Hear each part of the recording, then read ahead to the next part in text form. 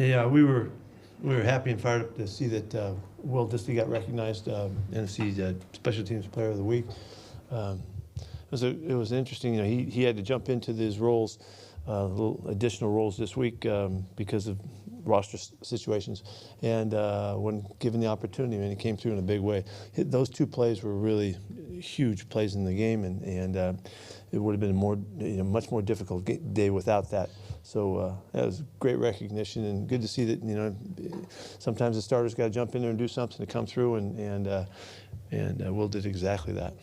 We're bouncing back here, you know, cranked to get going here, and I can feel a couple guys coming back to us, and you can feel, you know, hopefully we can keep working on, you know, the health of the club and all, and there's a chance that, you know, Penny Hart gets back out there, and that's a good boost. Austin looks like he can work today, so that's a real positive for us, and so we'll see if we can keep building and get ready for really a championship opportunity going down there in Arizona.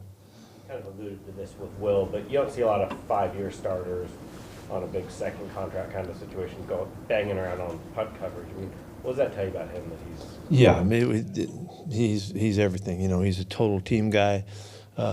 That defensive background comes out in him when he's covering kicks. You know, he's got that old defensive tackle mentality and looking for a hit, and he found one and contributed.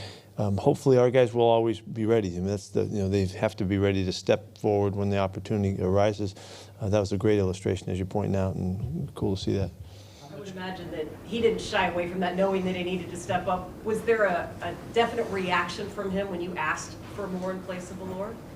No, he knew that with Nick going down that there was some stuff that was going to have to get shuffled around a little bit. So he didn't care. He sits right next to him every day, and Nick wouldn't let him do that. How much do you feel the presence of Travis Homer being back on the field? It was obvious. It was clear. It's clear during the week, just in the way he prepares and how hard he works and how serious and how he's just as tough as you can get, and to have him back. It was a real plus, and they picked up the slack. You know, Nick is a big deal for us on special teams, and to not have him and Homer bouncing in the lineup really made a difference to kind of offset that. Will Nick be back this week? Yes. You said that Clint had a great defensive game plan for the Giants game.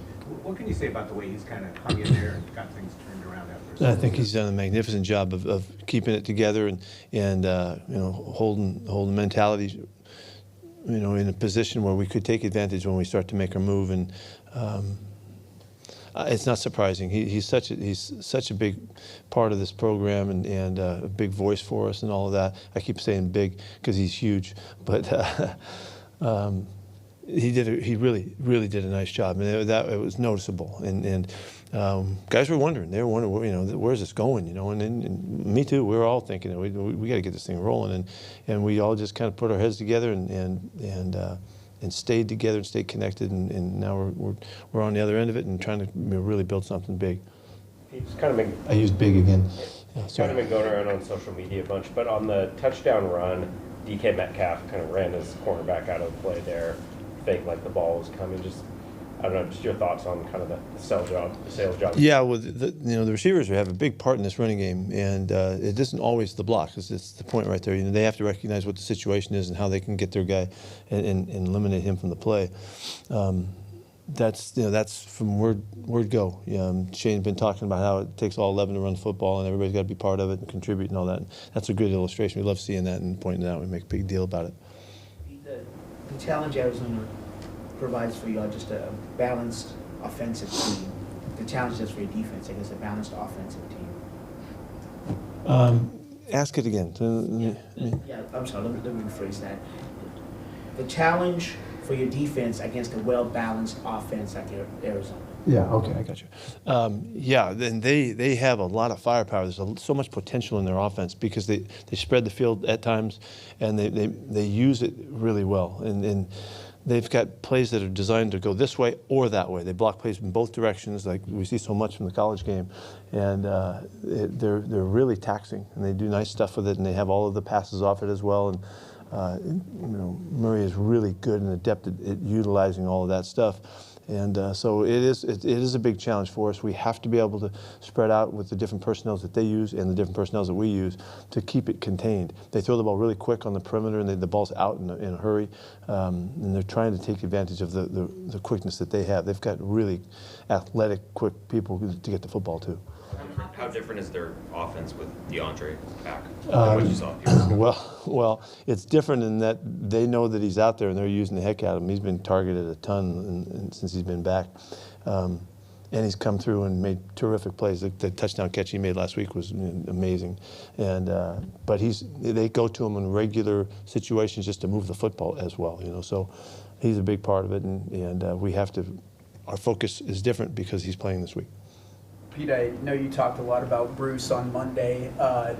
What has he meant, though, to some of the young guys in the locker room and just his presence being there for them? You mean Bruce, who just had a birthday yesterday?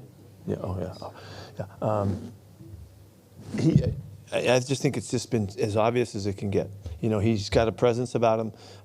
He's a tough guy that you can just feel it, know it, and he's also. He has the experience that he knows a lot that's going on in the game. Whereas we're trying to elevate our young guys and give them more awareness and spread their ability to see things coming. He's already there, so he can show them. And just like as Chenna, who is an older player in our team, he's only been around for 5 years or something like that. Well, he has a similar presence. Bruce adds even to that. So. And he loves being here, and he's got a great spirit about it, and he knows who we are and what we're all about and all that. Just in every way, it's a positive, and it rubs off in every direction. This is going to be the first time your rookies face an opponent for the second time in the year, and the fact that it was only 3 weeks ago, what's the benefit of that to them? Well, we talked about that today, and because it is the first time for most of these guys to ever play a team twice in a year for the young guys, and there's an approach to that I'm not going to share with you, but there's a uniqueness to that, and we want to make sure that we take advantage of every aspect of that. They see us too. I mean, we don't have any leg up on that regard, but how we handle it, the decisions that we make, the way the plan is adjusted and all that, and the way they'll adjust their stuff like they always do. It makes for it's a different preparation. I wanted it to be unique. I didn't want it to be like, okay, we know these guys and we played them before. I want to make sure that we start all over again and we're really fresh with it in general. So that's how we're going about it. But I think it's an important point that you bring up. With waiving Sidney Jones, how do you sort of assess the depth at quarterback right now? Well, we do have depth, and Trey Brown will be practicing full go this week. I think we're only a week away from Isaiah coming back also, and so we have, and Artie's ready to go. Artie's really is primed and ready. So we have real good depth right now, and maybe better than we have had, and so that's why we are where we are right now. Coach, now that you've had Kenneth Walker as a big part of your offense consistently in a couple of games, is there anything about either his way of approaching the game or intangibles that has impressed you or that you didn't quite knew he had? Anything impressive? Really, he's just continuing to validate kind of the things we saw early on when he got here. I'm not talking about in the evaluation. I'm talking since he's been here. And he's shown nothing but a real discipline about stuff. He's tough. He cares. He has a lot of pride in the work and pride in the job that he's asked to do. And I extend that because when he came in here, he wasn't a really good pass blocker for us, and that was an area that he might have been behind. He did not let that happen. He demonstrated all of those characteristics in saying, no, that's not going to be me. I'm going to be a guy that you can count on, and which he has been. So I think he just continues to just, show us who he is, and he's very clear. He's a clear guy. We know who he is and how he sees things, and so he's really just validating it, with the opportunities. And I don't feel like we've really cut him loose yet. I think he's got big games ahead. We didn't run the ball well last week, and he made a couple terrific plays. But I think we're going to see even more than we've seen already, in not just the run game, but the pass game too. Michael Jackson's getting a lot of targets because the teams are going away from Woolen. How has he progressed in pass defense, balls in the air, since the He's doing really well. He really is. His numbers are good. His consistency is the thing that I've loved about the way Mike's played. I will always go back and tell you that he started to show it in camp, and he has not changed a bit.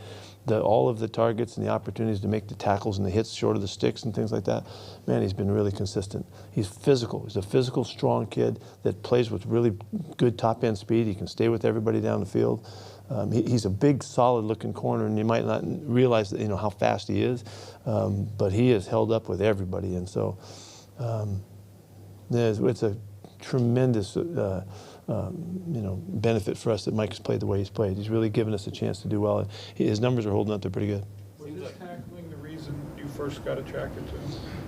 And I don't know, because we were attracted just because of the overall makeup that he had. He was well coordinated, good hand-eye, good speed, good size, and all that kind of stuff. The tackling showed up once he got a chance to play, and it has always been there. It's been present throughout. He's been as consistent as anybody we have, and one of the better tacklers on our team. And so, it's not hard to keep playing him. We're fired up about him. Seems like Shelby's been pretty active in these last few games. Just what's he brought to the front? Experience. He's a well, versed player. He gets schemes. He understands rushes. He understands protections. He's a good communicator in the game. To work with the guys to make those those calls come to life and all.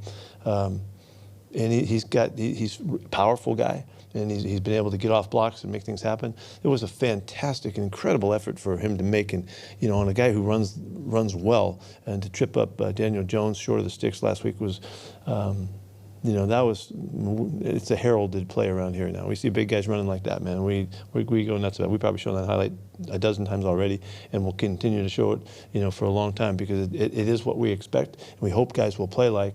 And to see Shell come through like that, that's big time. He seems to have a knack for batting balls down, yeah, despite not being like a towering guy. Yeah, he showed that when we were watching the film at Denver, that he's got a knack.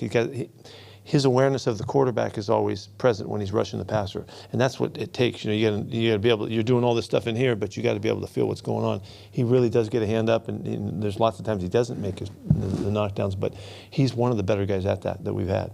You talked on Monday about a different philosophy in forcing the fumbles or punching the ball out. Is that in all positions? Is that just for DBs? No, that's the whole team. The whole team's tuned in to punch tackles. Yeah, we just adjusted our focus on it. Seeing so many missed tackles and missed opportunities, the guys trying to knock a ball out as opposed to making the tackle, and plays get extended, and we just didn't want to play football that way. And so, we have been as far out in terms of emphasis as you could ever go to try to create the turnovers and. When I wanted to bring it up because we're doing well. We're getting the ball out. We're better. I think we've got as many as anybody in the league, and we have shifted gears in an area that we've always had extraordinary emphasis. We've emphasized it differently, and we've seen some different results. So I'm really fired up about that. With Hopkins, and as much as it seems like they use him from the left side, what kind of a challenge is this for Tariq in that? Yeah, they play left and right a lot. Not all exclusively, but they do a lot, and so. That's just by design of their offense, but he can do everything. He's a really good ball control type of receiver. They can dink the ball in around the coverages and fit him into the zones, and he has great feel and awareness and all of that. But he's also a downfield big-time threat because of his ball skills. There's nobody that catches the ball better than him. There's nobody that can make the plays and play on the ball better than DeAndre. And so that means we're going to be running with him, and he still has a chance to make a play. So it's a big challenge for our guys. It's a great challenge for our guys. Our guys they're looking forward to it because they have a lot of respect for him. So. We'll see how it goes and where they place him. We'll show our plan as we get to the weekend. But we're going to be checked out, and it's a good stage challenge for our guys to face because he's as good as you get. Typical for offensive linemen to rotate out during games, but could you foresee Gabe Jackson and Phil Haynes splitting up reps moving forward? Yeah, I'm fine with that. Yeah, I think it's good for us, and it helps Gabe stay healthy, and we'll take care of him today in practice and all that, but he's got an old knee that he's dealing with that we're managing really well, and that's part of it. We don't want to take him over the threshold where now he's got to sit for a bit because of it any more than we already have, and so. I'm okay with that, and we're kind of getting comfortable with it. It is a point where it's not a comfortable thing to roll linemen like you're presenting, but we're getting over that.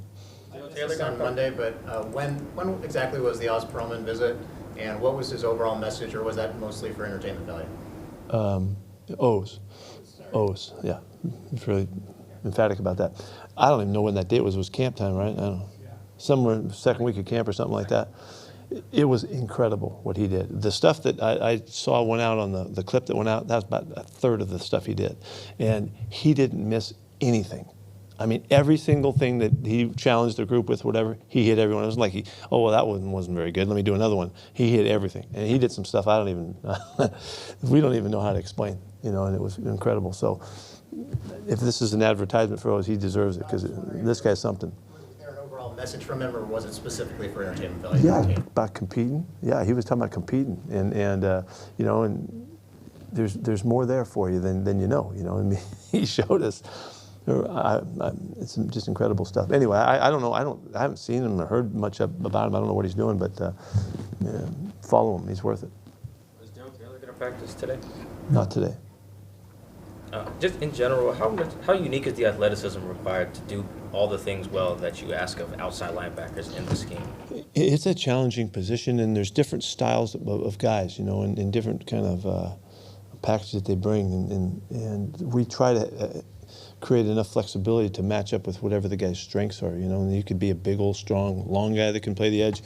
You can be a real powerful guy that makes it hard on the edge. You can be a nifty guy that can take advantage of the blocks and the schemes and stuff. That's what we've opened up, and I think immediately you've seen Bruce look effective. He had a terrific game last week. He could have had 2 sacks, and he's killing them, but he had 2 sacks and playing the backfield, playing the way that we're doing it, and Chenna has kind of opened up the doors to us a little bit, and I mean, the day Bruce got here, we're thinking, let's go, we're cutting it loose. Let's bank on your experience and your savvy and all that kind of stuff. And he's already off and running. So I gotta say, I'm surprised he was that effective, in his first chance of really getting some serious play time. But I can't wait to see him go again. He's ready to crank. So. With Uchenna, the toughness that he plays with, where does that show up the most? It shows up in the consistency. It's in everything because it's who he is. So it's pass rush, it's run, it's finish, it's tackling, it's pursuit, it's all of that stuff. But he's just a hard-nosed football player, and he's really instinctive and really natural at feeling the game and all. And this position and the style of play is really, lending itself well to him, and we're really fired up about it. Jason made another, I think it was 51-yarder. Yeah, just another 50-yarder. Yeah, I know. I'm saying that because I screwed it up. I didn't make a big deal about it either. Remember, didn't he have 2 56ers in the game? Yeah, it's like. Been around a kicker that consistent from long range I before? don't want to say we're taking it for granted. We're just counting on him. And no, I don't think we've never even thought to attempt 56-yarders in the game. That's like the one that you kick to win the football game. It's when no time's left on the clock. But we can get more than that done now, and so he's doing great. He's doing great. Did you guys come close to making any moves yesterday or before? We were in conversation on a lot of stuff. Yeah, we were talking about a lot of stuff. Nothing worked out, obviously, but. Yeah, we were going, just like always, it's just the way we do it. John was really active and burning the phones up and stuff just to know what was available and who was out there and all that kind of stuff. But nothing fit. The guys that you could be getting back from injuries pretty soon, did that factor into the thinking at all, and maybe having less urgency to feel like you have to make a move? Yes. Yes. Pete, at what point in your career did the grit and the mental aspect of football and athletics become really prominent to you? Yeah, honestly, I went all the way back to my graduate school days. I was studying, I was getting my teaching credential and then my master's degree in sports stuff, and we really focused on sports psychology stuff, but it wasn't about the sports psychology, it was about the people that we met way back then, and that inspired me. There's a guy named Michael Murphy, the guy that was one of the founders of Essalon, that was friends with my master's teacher, and Tim Galway, inner game stuff. Those guys really and there was a number of other people that contributed, but it just got me thinking. The Maslow stuff was really important, and it all became part of the work that we were doing. We had a really high level, in-depth approach to trying to figure stuff out, and just that, since then I've not been the same, and then I've looked at things differently. And it's been a really fun part of the way we approach stuff, because we're always onto something, always looking for performance enhancement and stuff, and so. When you finished that graduate program after you accepted the Arkansas job, or did you get it done before you? The way the timing worked out was I just got my master's, and matter of fact, we were just finished. I say we because Glenn had a lot to do with it. We finished it. I think it might even have been in Arkansas. It seemed like, but it was right about the same time. Yeah. Anything else? Thank you.